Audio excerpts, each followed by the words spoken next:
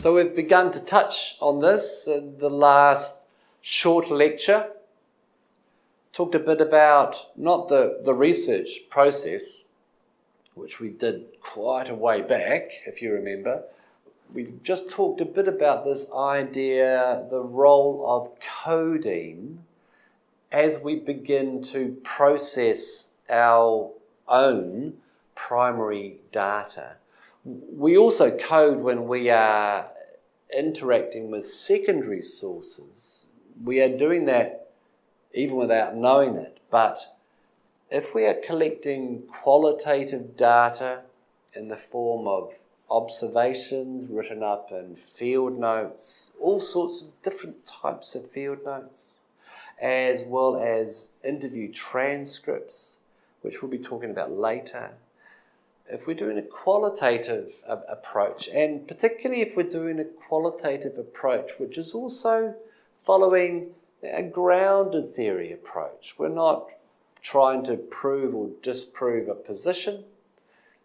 We are wanting to describe, to make a ethnographic, a rich, nuanced, first-hand account of a particular cultural, religious, ethnic, linguistic phenomenon. In order for us to do that, we have to be analysing our data. We need to be reading through our data, asking questions, and then putting keywords in there. Keywords which will help us isolate the themes that are coming out from what we see and what people say. And remember, we have to do both observation, we have to do participant observation and a range of interviews for a number of reasons. Primarily, that people don't do what they say, and they don't often say what they do.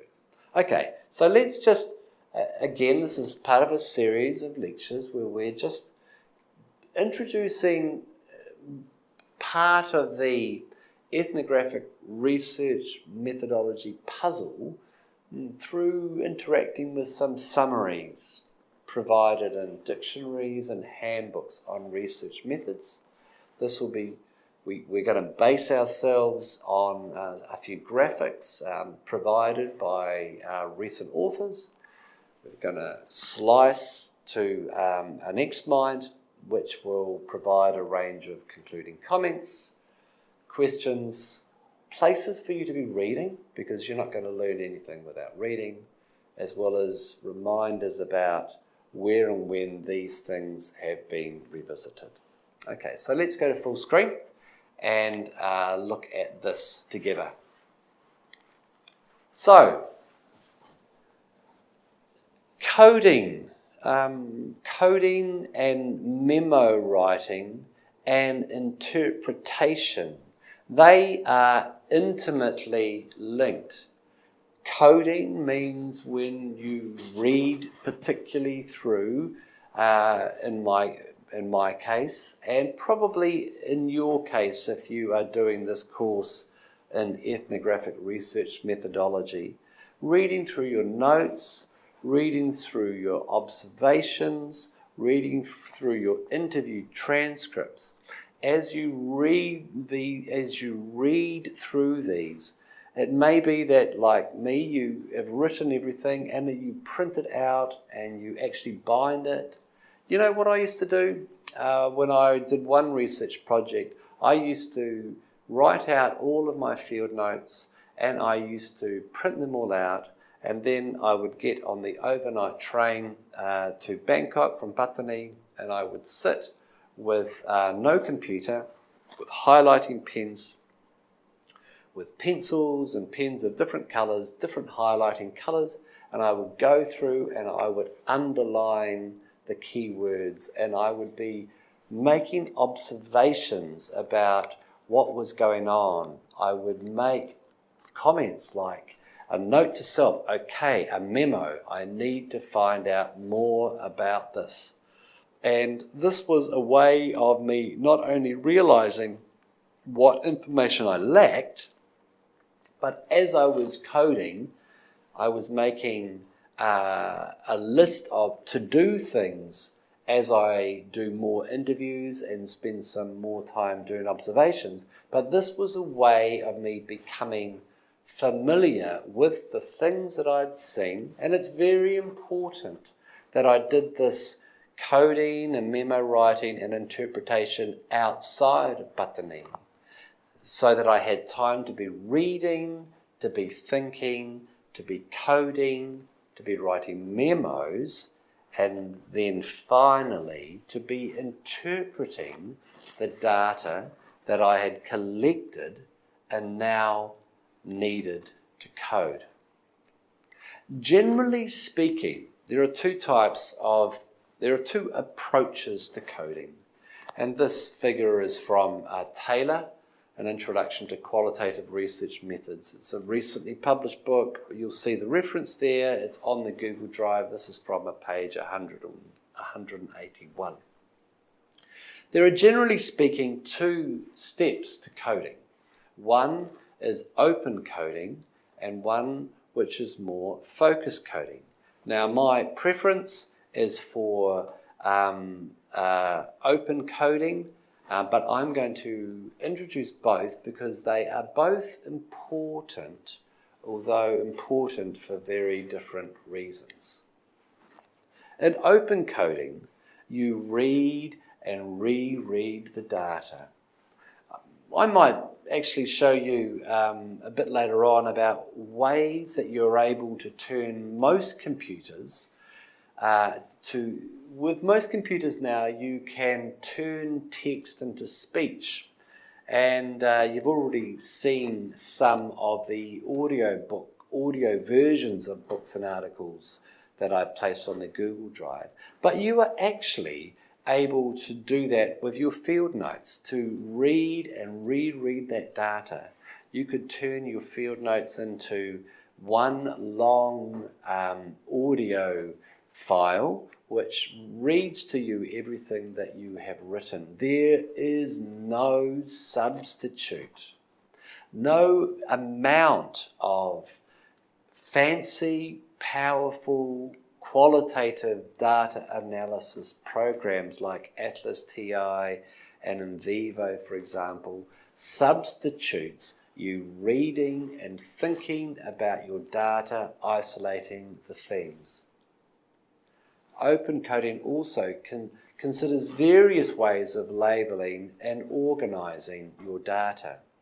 And it's important, if you're doing open coding, to be not making fast decisions about what the most important themes are.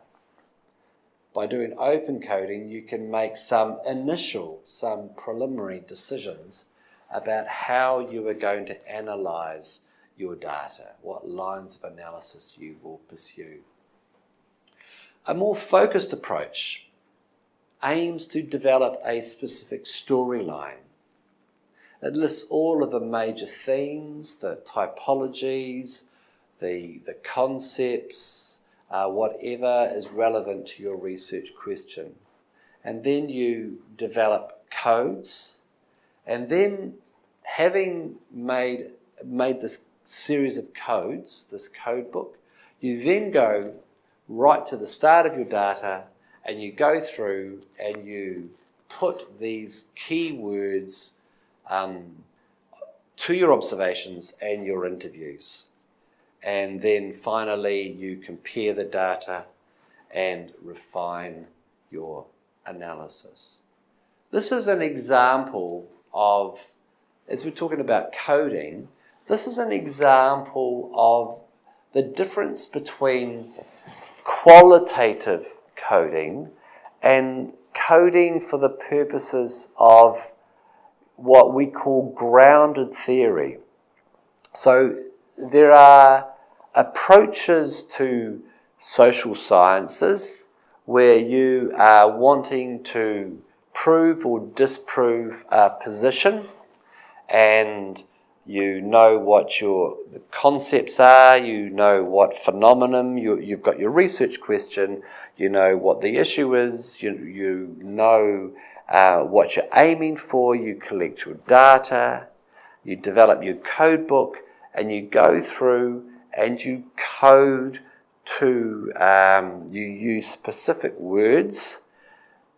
You only use the words, you only code with the words that are relevant to your predetermined research question.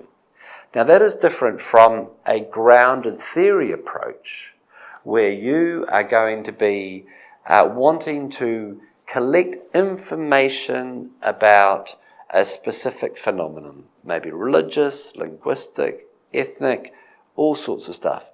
Stuff to do with the environment, stuff to do with food, anything you like.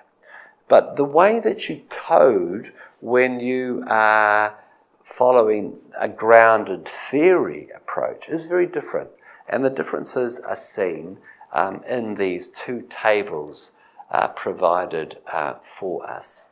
And so there is an interview segment involving an informant talking about her ex-husband, and the content of the interview is on the left, and then the next column includes an example of how you might code this if you were following a grounded theory approach compared to if you were being more, what was the term used, just a more general qualitative coding approach. And you'll see that a grounded theory approach has far more options and far more details.